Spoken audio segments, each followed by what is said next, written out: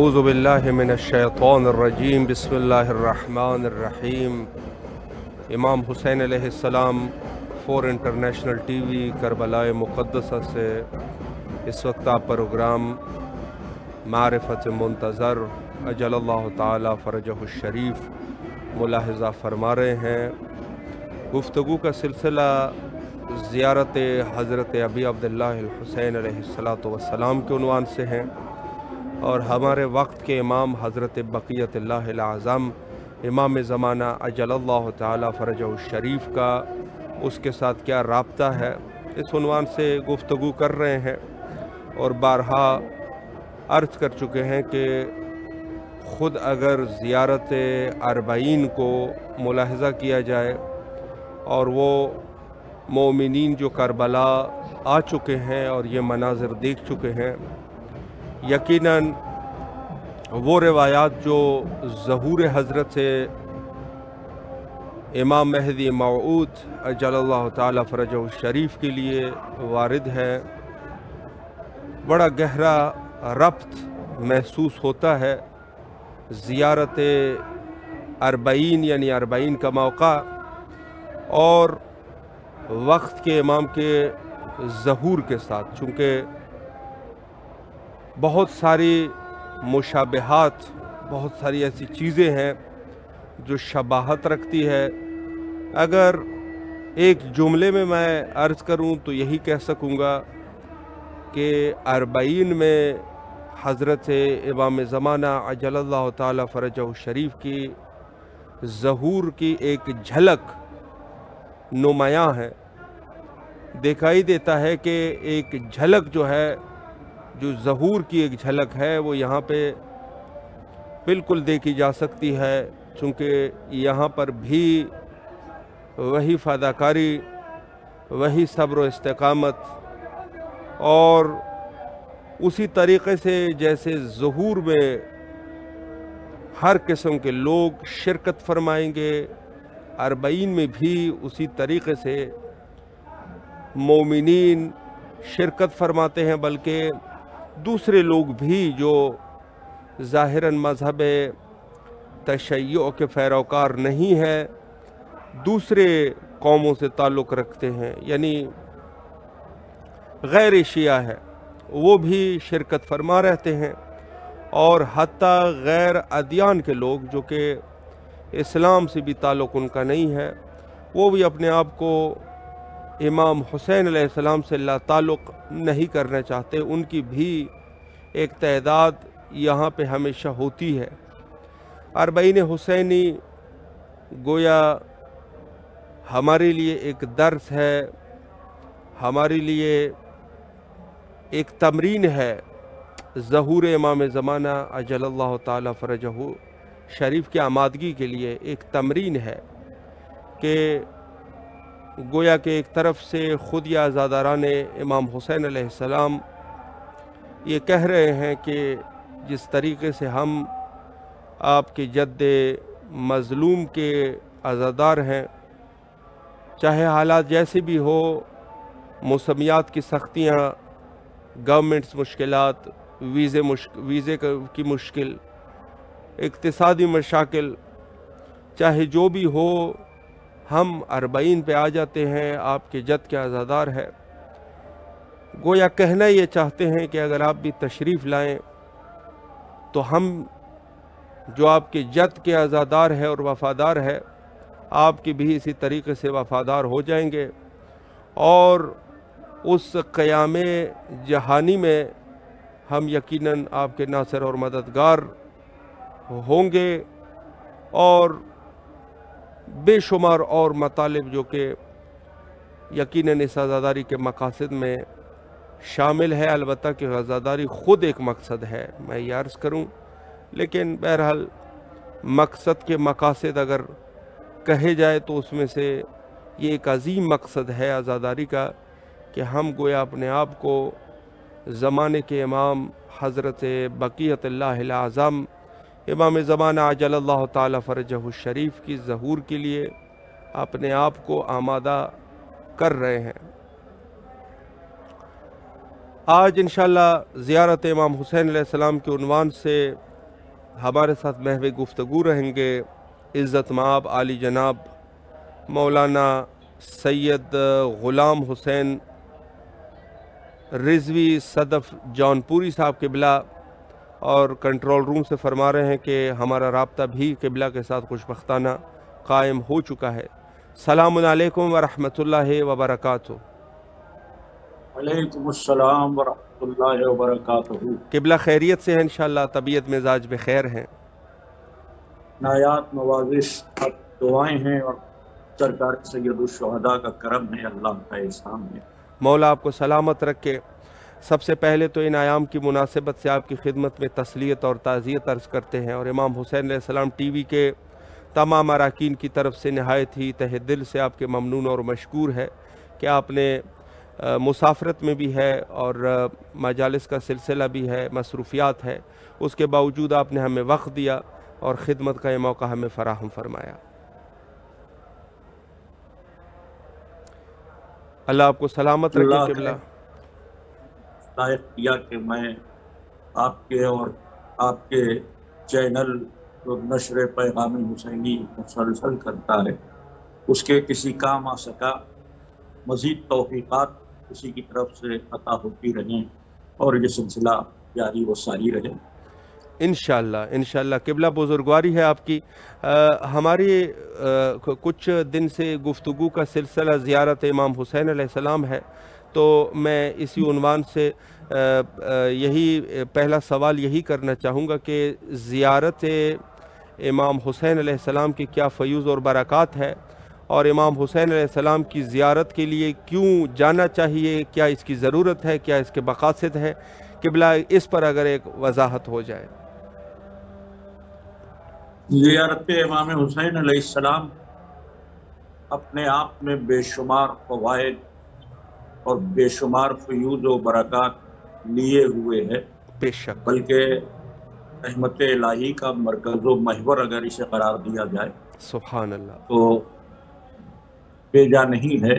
بے شک، اس کے پس منظر ائمہ اہل بیت علیہ السلام کی بے شمار احادیث ہیں جی جہاں زیارت ترغیب دلائی گئی ہے، تشویق دلائی گئی ہے۔ جی، یعنی امام صادق علیہ السلام نے یہاں تک فرمایا کہ اگر زیارت امام حسین کے لیے تمہیں قرض لینا پڑے اللہ، تو قرض لے کر سبحان ہم اس اللہ، قرض کو ادا بے شک، اگر آپ اور آپ کے حوالے سے ہمارے ناظرین جو اس پروگرام کو دیکھ رہے ہیں جی وہ محسوس کریں اور ہم کے اس پیغام کا اندازہ کر سکیں تو ان کو خود احساس ہوگا جی کہ قرض کو ایک لعنت سے تعبیر کیا گیا ہے، جی، اور بالکل، حج بیت اللہ جو واجب ہے اس کے لیے بنیادی احکام میں یہ ہے جی، کہ پہلے قرض ادا کرو پھر واہ، حج بیت اللہ کرو۔ بے شک، تو وہاں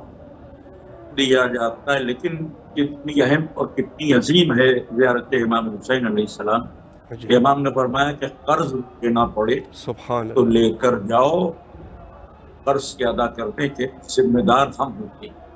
تو اس بنیاد پر ہم یہ کہہ سکتے ہیں کہ جملہ عبادتیں سب اپنی جگہ بڑے فیوز و برکات رکھتی ہیں، جی لیکن عبادت میں جو ایک مخصوص مقام ہے زیارت امام حسین علیہ السلام کو، جی، اس سے کسی صورت انکار نہیں کیا جا سکتا۔ بے شک، اور ان زیارت بھی دو مواقع ہیں کہ جن کی زیادہ ترغیب دی گئی ہے، جی ایک تو حضور کو امام حسین کی زیارت اور اس کے بعد زیارت عربین، جی، اور زیارت عربین کا بھی بڑا مرحلہ ہے۔ چنانچہ امام حسن عسکری علیہ السلام نے اس زیارت کو ان کی 5 علامتوں میں سے ایک علامت قرار دیا ہے بے شک، کہ وہ زیارت عربین کا ہے، اور اگر نہیں کر سکتا تو وہ زیارت عربین جہاں ہے وہیں سے رخ کر کے امام حسین کے روضے کا اللہ اس اکبر، زیارت۔ تو دینی اعتبار پر بے پناہ ثواب ہے بے شک، اور بے پناہ رحمتوں کے نزول کا سبب ہے یہ زیارت۔ جی اس سے ہٹ کر اگر آپ دنیاوی نقطۂ نظر سے جی، زیارت کو دیکھیں تو اس میں بھی آج کی جو دنیا ہے بہت منتشر ہے جی اور انتشار اضطراب میں جی رہی ہے۔ جی، اور اس دنیا میں سکون چاہتے ہیں، جی یعنی اس اضطراب میں ان کو لمحے سکون میسر ہو جائے، جی تو ہم فخر سے کہتے ہیں کہ جب ہم دیار کربلا میں ہوتے ہیں تو ہر واہ اضطراب سے دور اللہ اور اکبر، بے ایک شک سکون قرض پر آتے ہیں۔ اور بے اس کا وہ لوگ بھی تجربہ کر سکتے ہیں کہ جو اسلام سے نہیں بھی تعلق رکھتے ہیں، شک جی لیکن اگر وہ بات کربلا میں آ جائیں تو انہیں انتشار ذہنی سے نجات مل جاتی ہے، بے شک اور جو اضطراب اور جو بے چینی ہے اس سے نجات مل جاتی ہے۔ بے شک اور مومنین کو حال کربلا کو اپنی منزل حقیقی سمجھتے ہیں، بے شک اور ہر حسینی میں اگر 2 دن کے لیے بھی آتے ہیں تو نماز مکمل پڑھتے ہیں، بے شک تاکہ یہ احساس رہے کہ ہم کسی غیر جگہ نہیں، واہ سفر سبحان میں اللہ، نہیں ہیں، سبحان آقا اللہ، کے قدموں میں۔ بے شک اور میں کہ یہ جو ہے کہ مکمل نماز پڑھی جائے، قصر نہ کی جائے حرم امام حسین علیہ السلام میں، جی تو یہ اس بات کی علامت ہے کہ یہی ہماری اصل منزل ہے بے شک اور یہی ہمارا ٹھکانہ۔ بے شک اور ہم لوگ یعنی دعاؤں میں سب سے بڑی دعا یہ کرتے ہیں کہ کربلا کی مٹی نصیب ہو جائے۔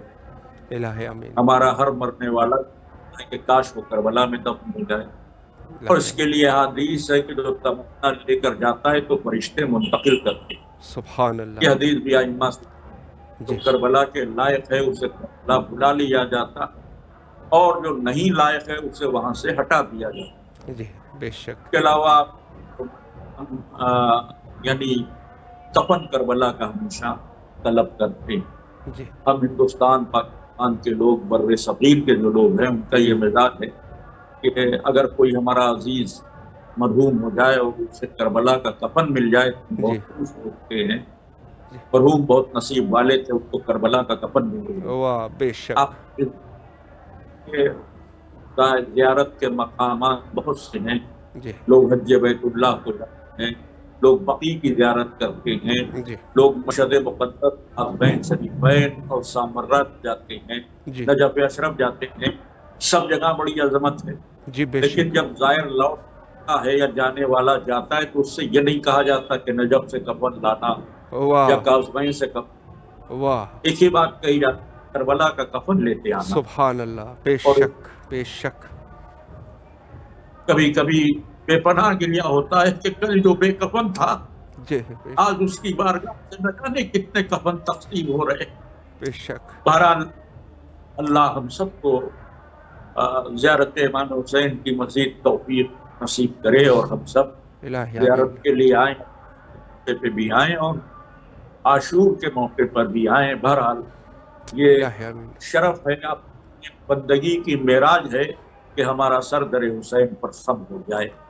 اس سے بڑی کوئی بات نہیں ہو سکتی۔ بے شک اس وقت سب جاری اور ساری ہے، لاتعداد مومنین ہیں کہ جو نجف سے کربلا کے درمیان مشی کر رہے ہیں۔ میں نے ابھی میڈیا پہ دیکھا تھا کہ 2 کروڑ سے اوپر جی لوگ پہنچ چکے ہیں۔ بالکل یہ بالکل بھی بالکل معجزہ ایسے ہے سرکار خدا کا جی کہ اگر آپ کربلا شہر پیمائش کر لیں جی تو 45 لاکھ 50 لاکھ سے زیادہ لوگوں کی گنجائش ہی نہیں، نہیں ہے، بالکل لیکن اللہ ہے 2 کروڑ آتے ہیں، جی اور مجھے کوئی ایک ایسا نہ ملا کہ جس نے کہا ہو کہ ہم زری تک نہیں پہنچ پائے۔ جی بالکل ایسی تو ہے، ہے آقا اپنے زائرین پر کہ بے پناہ آ جاؤ، وہ زمین کو وسیع فرما دیتے ہیں اور ہر ایک کو اپنی زری تک آنے کا شرف عطا کر دیتے ہیں۔ بے شک بڑے کریم ہیں۔ بے شک بہرحال یہ جلسے کا موقع اور یہ عربین کا موقع اور یہ مشی کا مرحلہ یہ بڑی اہمیت کا حامل ہے۔ اس یقیناً سے حدیث بھی ہیں، اقوال معصومین بھی ہیں، اس کا بے پناہ ثواب بھی ہے، جی اور اس سے کچھ ہماری ضرورت بھی ہے، اس لیے کہ عربین ہی وہ موقع ہے جی کہ جب پہلی بار امام حسین کی زیارت کرنے کے لیے رسول اللہ کے صحابی جابر ابن عبداللہ انصاری تشریف لائے تھے۔ جی یعنی بالکل وہ 67 ہجری کا چہلم تھا کہ جب امام حسین کے مزار پر خود جابر ابن عبداللہ انصاری نے حاضری دی تھی۔ 61 ہجری کا چہلم تو کس قسمہ پٹی میں تھا اس کا تو ہم لوگ ادراک بھی نہیں کر سکتے۔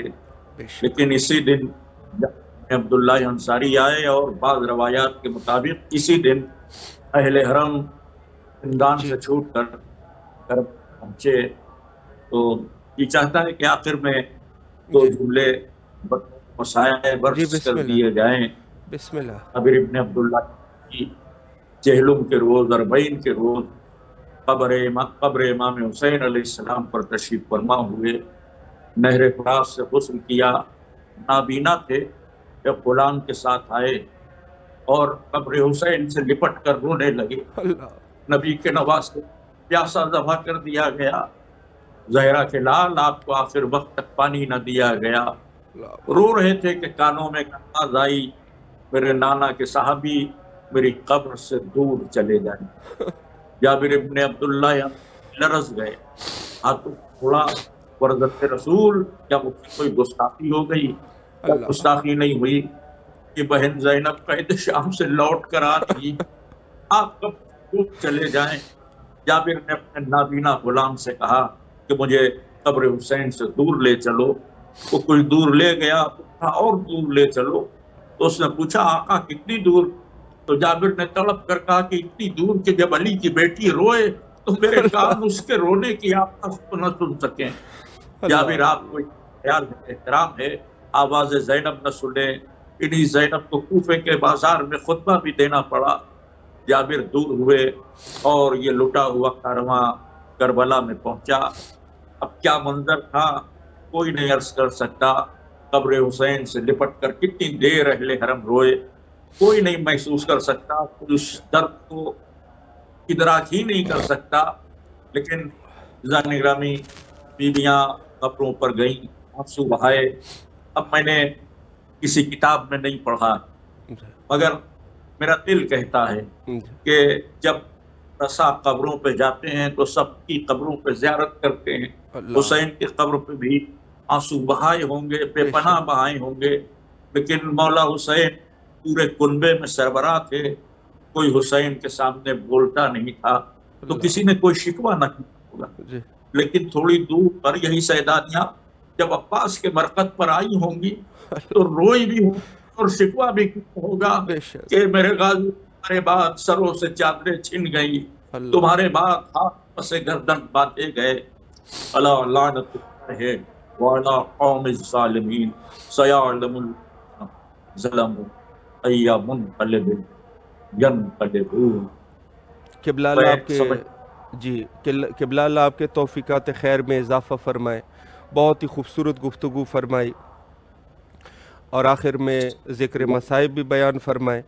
نہایت آپ کے تہ دل سے ممنون اور مشکور ہے، نہایت ہی شکر گزار ہے قبلہ آپ کے. انشاءاللہ پھر بھی میں کوشش کرتا رہوں گا، اگر گنجائش ہو سکی تو کسی اور جلسے میں انشاءاللہ حاضر خدمت رہیں گے. آپ سے التماس سے دعا کرتے ہیں اور کربلا مقدسہ میں آپ کی طرف سے نائب و زیارہ اور دعا گو ہے انشاءاللہ. کہ میں اپنے بچے کے ساتھ ایک بار اور زیارت کے لیے آ جاؤں، یہ دعا آپ مسلسل کرتے رہتے انشاءاللہ ہماری طرف. انشاءاللہ انشاءاللہ قبلہ. شکریہ. فی امان اللہ. اللہ حافظ. اللہ حافظ. جی یہ تھے ہمارے ساتھ عالی جناب عزت مآب قبلہ مولانا سید غلام حسین صدف جان پوری صاحب قبلہ. بہت ہی خوبصورت گفتگو فرمائی، آخر میں ذکر مصائب بھی عرض کیے. اہل بیت کے مصائب اتنے ہیں کہ انسان اگر کوئی پتھر بھی ہو وہاں بھی اگر نام حسین آ جائے تو یقیناً وہ بھی رو پڑے. اور جہاں تک تعلق ہے اربعین کا، یقیناً اربعین کے مقاصد میں ایک مقصد یہ بھی ہے کہ ہم اپنے وقت کے امام کے سامنے حاضر ہو سکے، اس سرزمین پر حاضر ہو سکے جس کو کربلا کہتے ہیں. وہاں پر آ کے ان کو جد مظلوم کا پرسہ دے سکے، اور پرسہ ایسے دے چونکہ وقت کے امام سب سے بڑے عزادار ہیں، اس سے بڑے کوئی عزادار نہیں. اس عظیم عزادار کے لیے کہ سامنے ہماری کیا عزاداری، لیکن بہرحال ہر انسان یہ ضرور چاہے گا کہ مولا کو پرسہ پیش کرے اور اچھے طریقے سے پرسہ پیش کرے۔ یقیناً ان لوگوں کے اوپر حیف ہے، ان لوگوں کے اوپر افسوس ہے کہ جو آزاداری میں خلل ڈالنے کی کوشش کرتے ہیں، یا وہ لوگ جو اربعین کے لوگ جو جانا چاہتے ہیں ان میں خلل ڈالنے کی کوشش کریں۔ یہ بڑے افسوس کے مقامات ہیں۔ عقل کے ناخن لینے چاہیے۔ غیر تو غیر ہے، ان کا تو کام یہی ہے۔ ظاہر ہے کہ